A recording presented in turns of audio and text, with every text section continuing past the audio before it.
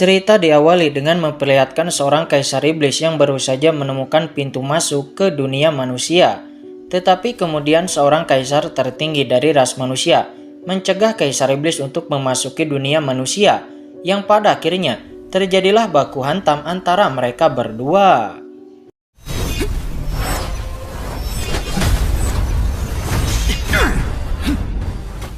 Pertarungan berlangsung sangat sengit, akan tetapi kekuatan kaisar iblis nampaknya sangat kuat, sehingga kaisar tertinggi manusia itu pun nampak dikalahkan.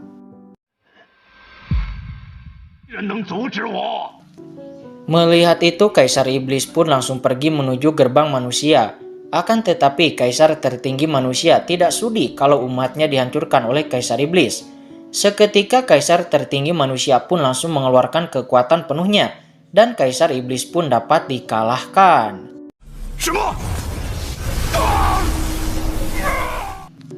Beberapa saat kemudian kita diperlihatkan dengan sekte Zhengyang, yang dimana sekte ini merupakan sekte dari MC kita semua, dan di sana terdapat seorang perempuan yang bernama Ni Xuang, pacar dari MC kita. Dan pada saat ini Ni Xuang berhasil membangkitkan tubuh roh mistik.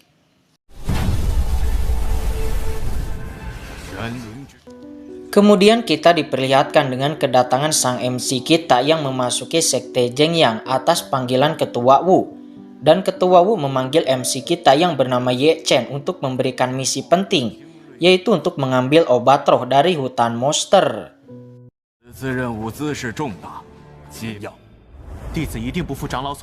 Xin kemudian berpindah kepada istana Shisui. Nampak di sana mereka merasakan kelahiran dari tubuh mistik, lalu memerintahkan bawahannya untuk berbuat sesuatu. Dan di saat yang sama nampak sekte Qing Yun dan juga sekte Heng Yue. Kedua sekte itu pun juga melakukan hal yang sama.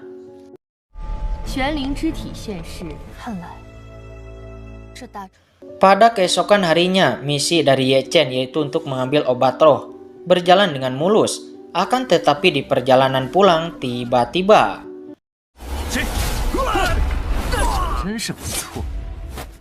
diketahui orang tersebut bernama Luzi dari sekte Qing Yun yang bermaksud untuk mengambil obat roh secara paksa.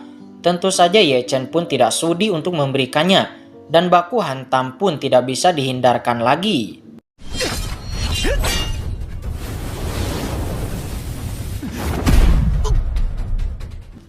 Namun terlihat perbedaan kekuatan yang sangat jauh membuat Ye Chen dapat dengan mudah dikalahkan. Dan Ye Chen pun tidak mempunyai cara lain untuk kesuksesan misi ini kecuali dengan mengorbankan dirinya sendiri. Setelah Ye Chen benar-benar tumbang, Lu Zi pun menanyakan di mana obat roh itu. Dan sungguh sialnya bagi Lu Zi karena ternyata obat roh tersebut telah diam-diam Ye Chen berikan kepada seniornya yang bernama Senior Zhao. Sontak mendengar itu, Lu Zi pun langsung mengeluarkan kekuatan penuhnya sehingga membuat pondasi kultivasi Ye Chen rusak. Dan Ye Chen pun akhirnya tak sadarkan diri.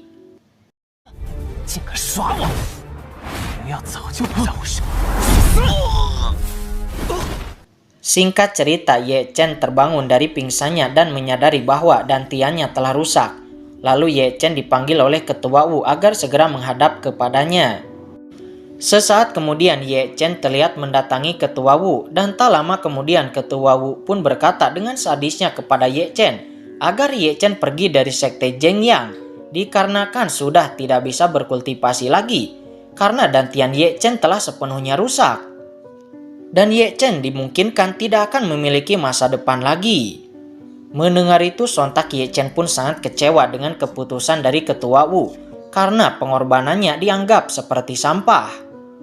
Tanpa banyak basa-basi, Ye Chen pun keluar dari sekte dengan ekspresinya yang sangat marah.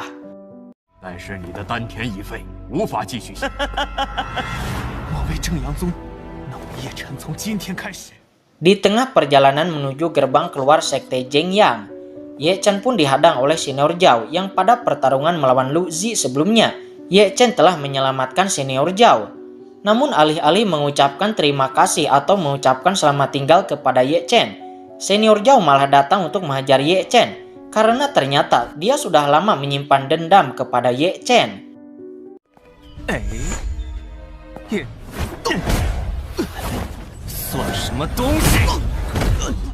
Namun sesaat kemudian terlihat Ni Xuang yang datang untuk menghentikan senior Zhao.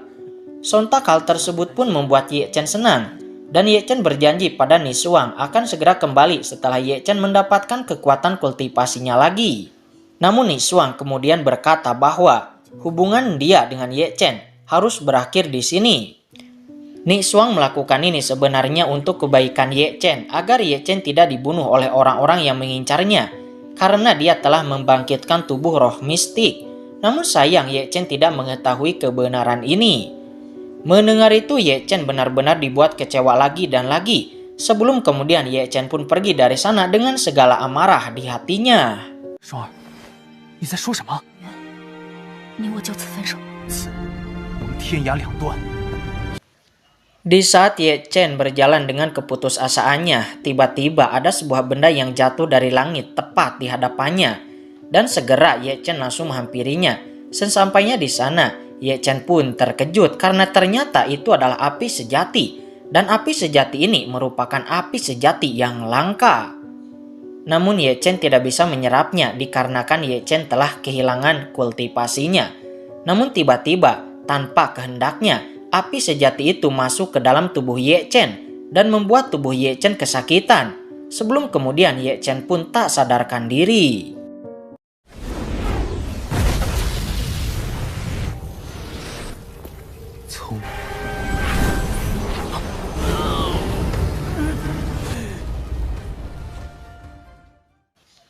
Keesokan harinya Ye Chen terbangun dari pingsannya dan menyadari bahwa di dalam dirinya dan tiannya telah pulih dan ranah kultivasinya juga telah kembali seperti semula.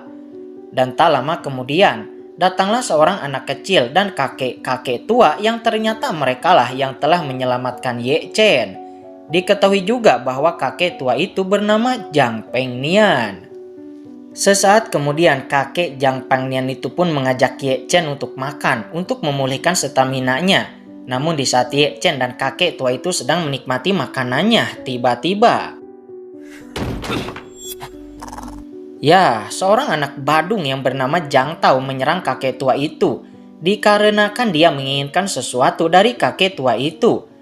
Namun Ye Chen dengan cepat menyudahi perkelahian itu dengan sedikit memberikan pelajaran kepada Zhang Tao. Meski diketahui bahwa ranah Ye Chen masih tahap pertama dan ranah Zhang Tao berada pada ranah kedua, namun Ye Chen dengan mudah bisa mengalahkannya.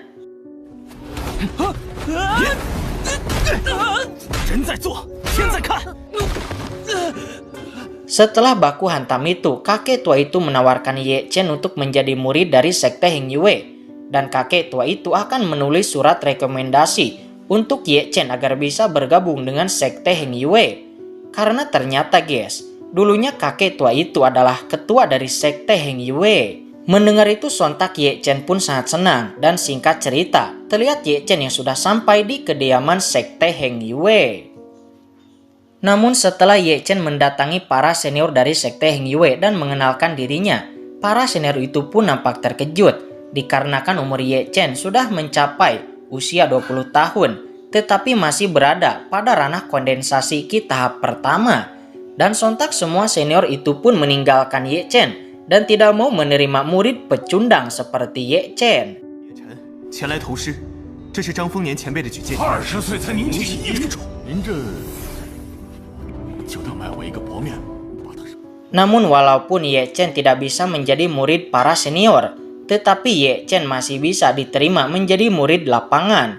Dan hal itu pun cukup bagi Ye Chen untuk membuktikan bahwa dirinya pantas menjadi murid utama. Sesaat kemudian ketua sekte Heng Yue yang bernama Qing Yang mengajak Ye Chen untuk mengambil senjata di papiliun harta milik sekte Heng Yue. Sesampainya di papiliun harta, Ye Chen menemukan harta pedang naga mistik. Namun di saat Ye Chen memegang pedang tersebut, Seketika pedang itu pun langsung patah dan rusak.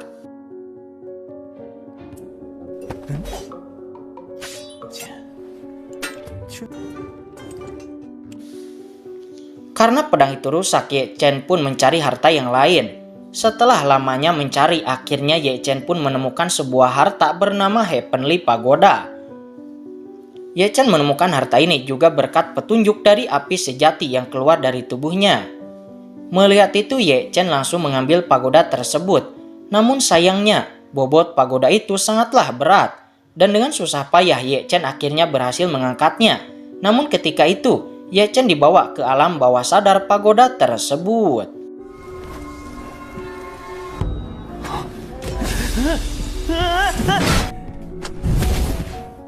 Kemudian di sana Ye Chen diuji, yang mana jika Ye Chen mampu mengalahkan makhluk tersebut, maka Ye Chen berhak memiliki pedang tersebut, bahkan menjadi tuan dari pedang tersebut. Tetapi pertaruhannya, jika Ye Chen kalah, maka Ye Chen dipastikan akan mati. Pertarungan pun berlangsung dengan sengit, hingga akhirnya Ye Chen pun dapat mengalahkan sosok makhluk tersebut dengan mengeluarkan kekuatan api sejati.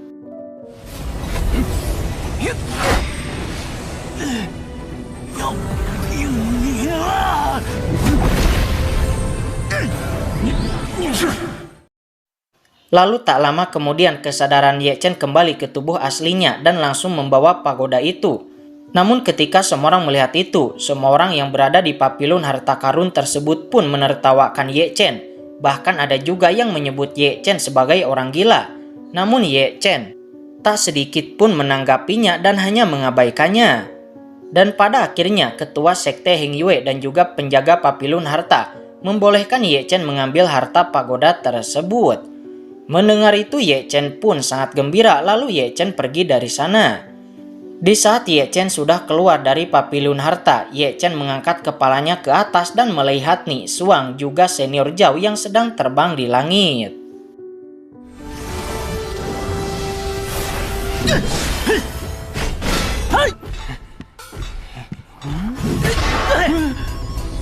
Wah, 谢长老。